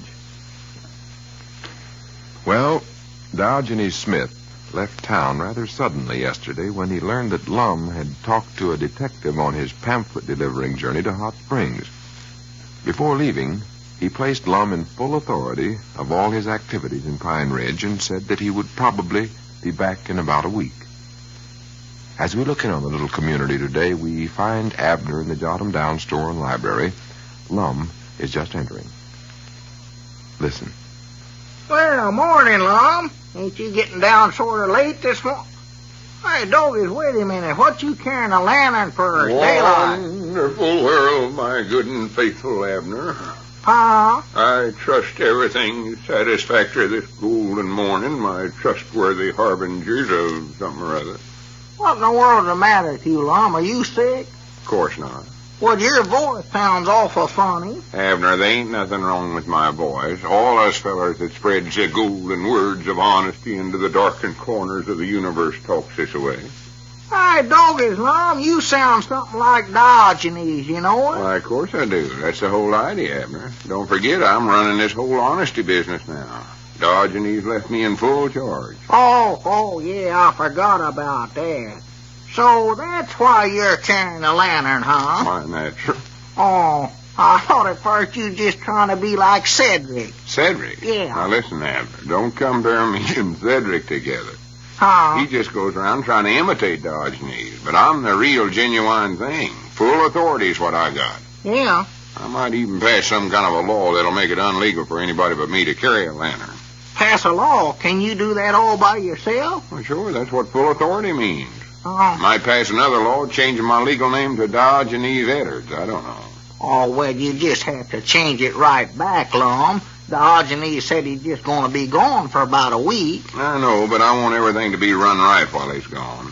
I might change your name, too, Abner. My name? I'm going to start calling you Harold. Harold? Yeah, that's what Diogenes always called me. His good and faithful herald of the message of truth. Oh. I don't know where you ever got that name from me. It sounded sort of good. So that's what I'm going to call you while I'm in full charge. Harold. Harold Peabody. Yeah. Doggies. I believe I like that, Lum. Mr. and Mrs. Harold Peabody and daughter Pearl went to Cherry Hill Saturday to visit relays. That sounds good, don't it? Yeah, it sounded better when Diogenes said it, though. You know, I never did much like that name of Abner. Sounds like it belongs to some feller in a little bitty town instead of me. I always sort of like the name of Charlie.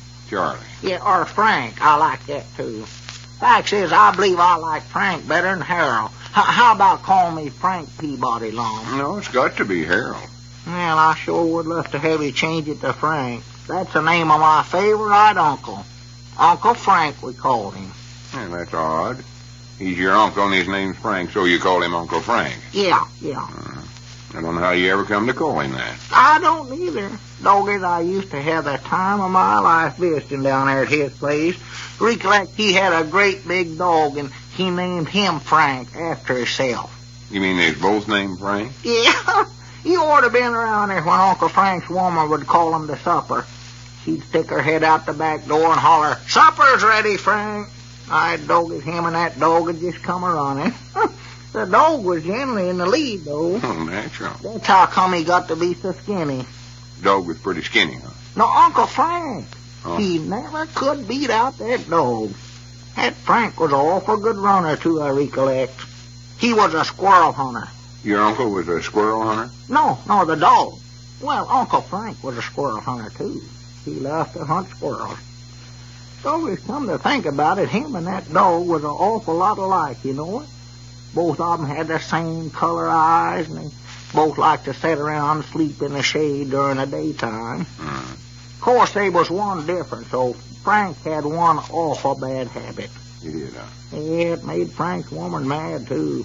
She'd sit up all night long in the backyard barking and howling. Your uncle would do that? No, that was a dog that done that. Fact is, as long as I've knowed Uncle Frank, I never heard him bark at night. Well, when does he do his barking? In the daytime? Huh? In the daytime? Well, forget about it. Did you ever hear him bark in the daytime? Of course not. Well, what give you that idea then? I was just joshing you, Abner. Well, now, if you heard him, Lum, I wish you'd come right out and tell me, 'cause if it's the truth, why, I never heard him bark no time, so stop worrying. Oh, I never did neither. Now, let's not discuss it no further. Fact is, I'm sick and tired of hearing about Frank. Which Frank? My uncle or the dog? The dog. I mean, both of them. Oh. All I want you to do is concentrate on the name Harold, 'cause that's who your name's going to be. And if you show yourself to be a good and faithful messenger, the harbinger of honesty and kindness and stuff, I might send you to Hot Springs with a package of pamphlets. Well, good for me. Will I have to know that secret password, light the lantern, friend? Yeah, I'll even tell you that. But not until just before I send you on the trip. I don't want you blabbing it all over town. Oh, I won't. I'll just take the pamphlet and... Oh, wait a minute, Lum. You ain't got no pamphlets to give me. And Diogenes left the feed room all locked up so you can't get in there to print no more. Yeah, I know, but I sort of figuring on getting me a small printing press to use until Diogenes gets back. I print my own pamphlets. Where are you going to get a printing press? I seen one advertised in a magazine that I can get for just selling 10 subscriptions to the magazine. Well? There was a picture of it. It looked pretty good, too. Did, huh? Called the Happy Time Printing Press or something like that. Anyway, I can print up some pamphlets. Wait a minute. There comes Cedric up out there, Lum. Is he still carrying his lantern? Oh, yes. He won't go no place out there. All right, doggies, wait a minute. What's the matter? Look there. He's carrying 2 lanterns now. For goodness sakes. Now I'll have to pass 2 laws to keep him from carrying. Mind out. Here he comes. Wonderful world, Mr. Lum. Wonderful world, Mr. Abner. Wonderful world, Cedric. How are my good and faithful hamburgers of printed words today? Doggies, are you talking that way too, Cedric? Yes, Mom. Mr. Diogenes told me to carry on his work for him while he's gone. Well... Did he actually tell you that, Cedric? Yes, Mom. He even give me his lantern to carry for him till he gets back. I sure got my hands full now, too, carrying both his and mine. Oh, sure. Yeah. He told me not to never let the light go out in the lantern, and I won't neither. Well... Just a minute, Cedric. When did Diogenes tell you all this? Yesterday, on the way to catch the train, I drove him in there in my car, and he said I was a good boy and I ought to win that $10,000 honesty prize. What, you drove him to the county seat, huh? Yes, Mom. Or that is, I drove him further than that even. He went on to Hatfield to catch the train. Hatfield? Yes, Mom. He didn't want to get on the train there at the county seat. I forget why. So he asked me where the next station was, and that's how come me to drive on to Hatfield there. Well? He give me a $10 bill for it, too. $10? Yes, Mom. Well, that's awful thoughty of him. But he dropped his keys in the car, the keys to his workshop back there in the feed room. Dropped them in the car? Yes, Mom, right there in the seat. And I hollered after him, but he was in such a big rush, I reckon he never heard me. Oh, well, you better keep them in a good, safe place for him until he gets back, Cedric. Yes, Mom. Well, I guess I better be going. Got to spread the word of honest and kind to all the corners that's dark and stuff. Yeah. Wait a minute, Cedric. You better leave them lanterns here. Mom? Diogenes left me in full charge of everything, Cedric, and from now on, I'm the only fellow that's going to carry a lantern. Do you understand? Well, Mr. Lum, Mr. Diogenes said I was supposed to carry it. I'm supposed to do all his work for him. No, you ain't, Cedric. That's a mistake. Diogenes never actually meant that, because he told me I was in full authority while he's gone. Abner heard him say it, too, didn't you, Abner? Well, yeah, he did say that, Cedric. Well, I don't care. He told me I was supposed to spread the words for him, and doggone it, I'm going to do it, too. Now, Cedric, that ain't no altitude for you to take. This is a big importance job, and it needs an older head than yours. So from now on, you take your orders from me. Do what I say, or I'll have to make a bad report of you to Diogenes. I'm in full charge of everything. Just remember that, Cedric. Mom, that was our ring, I believe. Oh, just a minute, Cedric. I ain't done talking to you yet. Sit down, Cedric. Sit down. Hello, jot 'em down, store. Diogenes Edwards talking. Wonderful world. That's his new name, Cedric. Mine's Harold. Oh, hello, Sister Simpson. What can we do for you? Wish you'd call me Frank. Why, yes, of course I knowed he was gone. After my uncle, not the dog. Well, I reckon it was sort of a surprise to you. I didn't know it myself that he's gone until just before he left. That dog hated snow. Who's what? Well, Made his ears cold. who do you suppose would be in charge of his affairs while he's gone? Run on 3 legs. He told me I'm in Huh? One paw over his ear all the time. Oh, he did. Well, he'll be back in about a week, Sister Simpson, but I'm sure he... Pull that paw up. Yeah, but Sister Simpson, I know, but... Well, listen, Sister Simpson, I ain't exactly in full charge. Cedric's really the one that Diogenes left in charge. I'll send him right over there. Yes, Mom. Yes, Mom. Not at all, not at all. Wonderful world. Doggies, Lum, I thought you said... Yes, Abner. Cedric, Sister Simpson wants to see you right away on some business for Diogenes. You can be in charge for today. Oh, boy. Well, I'll get right over there now. Hand me my other lantern there, Mr. Abner. Yeah, Cedric, yeah. Much obliged. Yeah. Wonderful world. Wonderful world, Yeah. Hey, Doggies, what come over you, Lum? I thought you was in full charge of everything. Well, fellow oughtn't to be selfish about them things, Abner. Huh? Diogenes wants us to be generous and friendly, you know. Oh, yeah. What did Sister Simpson want, Lum? Oh, nothing much. Well, what was it? Oh, nothing important. Diogenes just forgot to pay his room rent before he left, and she wants it right away.